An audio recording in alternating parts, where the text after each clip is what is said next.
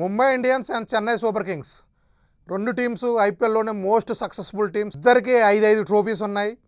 అలాంటి టీమ్స్ ఈరోజు పోటీ పడబోతున్నాయి.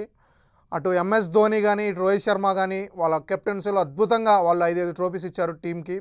కానీ ఈ మ్యాచ్లో ఇద్దరు ఆడతారా లేదా అని డౌటు. ముఖ్యంగా ఎంఎస్ ధోని చూసుకుంటే తను ప్రాక్టీస్ చేస్తున్నాడు కానీ ఆడట్లేదు.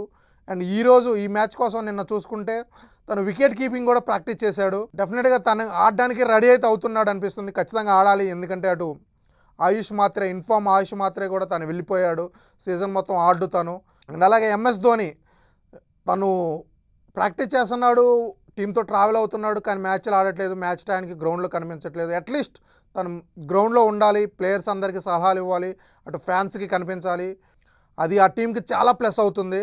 అండ్ అలాగే అటు రోహిత్ శర్మ ఇంజ్యూర్ అయ్యాడు. ఇంతవరకు తన నుంచి అయితే క్లారిటీ లేదు, కానీ తను కూడా బ్యాటింగ్ అయితే ప్రాక్టీస్ చేస్తున్నాడు. నిన్న ఒక 40 మినిట్స్ హాఫ్ అన్ అవర్ తను ప్రాక్టీస్ చేశాడు. తను గ్రౌండ్లో ఉంటున్నాడు, అది ఆ టీంకి బాగా ప్లస్ అయింది. మొన్న చూసుకుంటే బ్రేక్ టైంలో తను వచ్చి సూర్యకుమార్ యాదవ్తో మాట్లాడి చాలా హెల్ప్ చేస్తున్నాడు, తన సీనియారిటీని ఉపయోగిస్తున్నాడు. మొన్న అద్భుతంగా గెలిచారు. మొన్న గుజరాత్ని 100 రన్స్కే వాళ్ళు ఆల్అవుట్ చేశారు. సో డెఫినెట్గా రోహిత్ శర్మ వస్తే ఆ టీంకి ఇంకో బలం. అండ్ అలాగే ముంబై ఇండియన్స్కి ఇంకొక గుడ్ న్యూస్ ఏంటంటే విల్ జాక్స్ రెడీ అయ్యాడు, తను ఆడతాడు ఈ మ్యాచ్. ఆ విల్ జాక్స్ వస్తే చాలా ప్లస్, ఎందుకంటే ఫినిషింగ్ ముంబై ఇండియన్స్కి బాగా ఇబ్బంది అవుతుంది. హార్దిక్ పాండ్యా ఫెయిల్ అవుతున్నాడు. విల్ జాక్స్ సూపర్ ఫామ్లో ఉన్నాడు. వరల్డ్ కప్లో సూపర్గా ఆడాడు, చెలరేగిపోయి ఆడాడు. మనం చూసుకుంటే వరల్డ్ కప్లో ఇంగ్లాండ్ 7 మ్యాచ్లు గెలిస్తే 4 మ్యాన్ ఆఫ్ ది మ్యాచ్లు తనకే వచ్చాయి. ఫినిషింగ్ ఎక్సలెంట్గా ఇచ్చాడు. అండ్ అలాగే తను స్పిన్ బౌలింగ్ కూడా వేయగలడు. డెఫినెట్గా తను టీంలోకి వస్తే ముంబై ఇండియన్స్కి చాలా ప్లస్. ఇక ఈ టీమ్స్ చూసుకుంటే 6 మ్యాచ్లు ఆడి 2 గెలిచాయి, చెరో 2 మ్యాచ్లు. సో 7th and 8th పొజిషన్లో ఉన్నారు వాళ్ళు. ఇక ఇక్కడ నుంచి ఈ 2 టీమ్స్కి చాలా క్రూషియల్, ఎందుకంటే ఈ మ్యాచెస్తో వాళ్ళు 7 మ్యాచెస్ ఆడతారు. ఆఫ్ సీజన్ అయిపోతుంది ఇద్దరికి. ఇక నుంచి వాళ్ళు ప్రతి మ్యాచ్ క్రూషియల్. అండ్ ముఖ్యంగా ముంబై ఇండియన్స్ చూసుకుంటే రోహిత్ శర్మ వస్తే బాగుంటుంది. డికాక్ ఒక్కడు ఓపెనర్గా ఉన్నాడు, కొత్త ప్లేయర్ మన దింపారు, తను ఆడలేదు.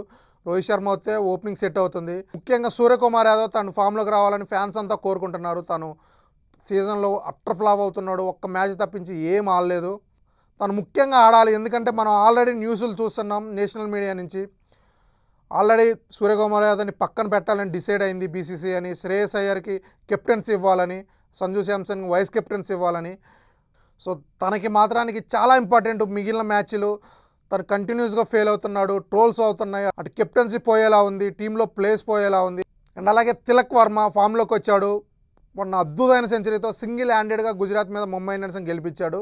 ఇక నమర్దీర్ కూడా చాలా బాగా ఆడుతున్నాడు. ఇక బౌలింగ్ విషయానికి బుమ్రా ఫామ్లోకి వచ్చాడు, మొన్న ఖాతా తెరిచాడు, ఒక వికెట్ తీశాడు. ఇంకా అటు విల్ జాక్స్ వస్తే ఇందాక చెప్పినట్టు తను స్పిన్ బలం అవుతాడు. ఆల్రెడీ మిచెల్ స్టాండర్ ఉన్నాడు, దీపక్ చహర్, శార్దుల్ ఠాకర్. బౌలింగ్ అయితే ఎక్సలెంట్గా ఉంది, కానీ వాళ్ళ పర్ఫార్మెన్స్ చేయట్లేదు. మొన్న ఫామ్లోకి వచ్చారు, మొన్న గెలుపు ఖచ్చితంగా వాళ్ళకి బూస్ట్ ఇస్తుంది. ఖచ్చితంగా మిగిలిన మ్యాచ్లు పర్ఫార్మెన్స్ డెఫినెట్గా మెరుగవుతుంది. ఇక సిఎస్కే విషయం చూసుకుంటే కెప్టెన్ రుతురాజ్ గైక్వాడ్ తను కంటిన్యూస్గా ఫెయిల్ అవుతున్నాడు. అసలు తను తీసేసి టీంలో నుంచి సంజు శాంసన్ కెప్టెన్సీ ఇవ్వాలని న్యూస్లు వస్తున్నాయి. ఫ్యాన్స్ అందరూ అదే అంటున్నారు. అసలు తను బాగా ఆడి వన్డే టీంలోకి సెలెక్ట్ అవుతాడు అనుకుంటే ఐపీఎల్లోనే తన ప్లేస్ పోయేలా ఉంది, అంత వరస్ట్గా ఆడుతున్నాడు తను.